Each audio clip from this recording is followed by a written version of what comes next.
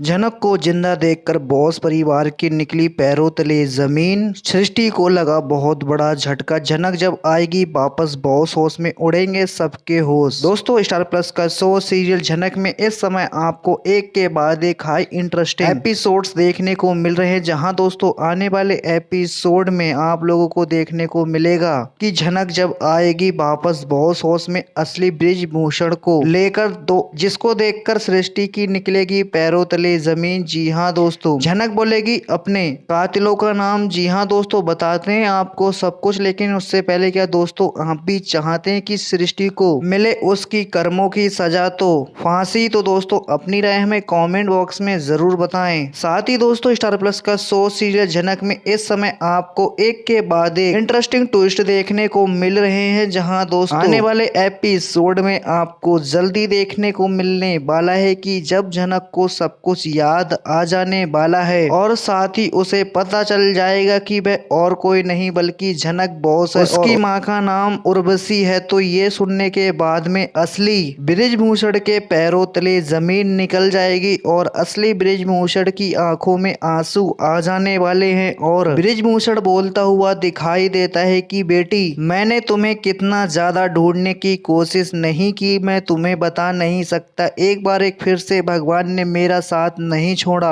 और मुझे पूरी उम्मीद थी कि आज नहीं तो कल मैं तुम्हें ढूंढ ही लूंगा, लेकिन मुझे समझ नहीं आ रहा है कि तुम्हारे साथ में ये सब किसने किया है। वहीं जनक ब्रिजभूषण से बोलती हुई दिखाई देगी कि ये सब कुछ सृष्टि आंटी और उसके सगे भाई ने किया है और पूरी दुनिया के सामने आपका नाम लेकर सबके सामने ऐसे नाटक कर रही है कि वहीं असली ब्रिजभूषण है। वहीं जनक के पिता बोलते हुए दिखाई देंगे कि ये मैं अच्छी तरीके से जानता हूं और उन्होंने ये सब कुछ पैसा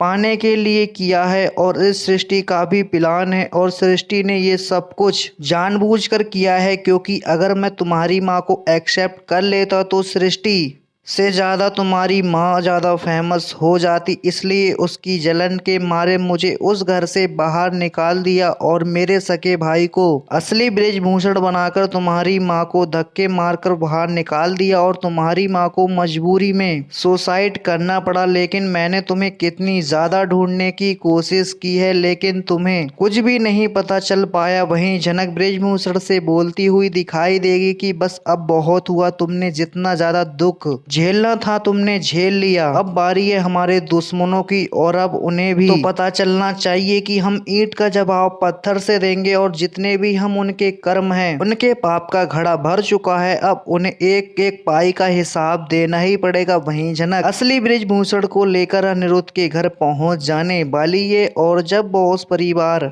वाले जनक को अपनी आंखों के सामने देखने वाले हैं तो सबके पैरों तले जमीन निकल जाएगी और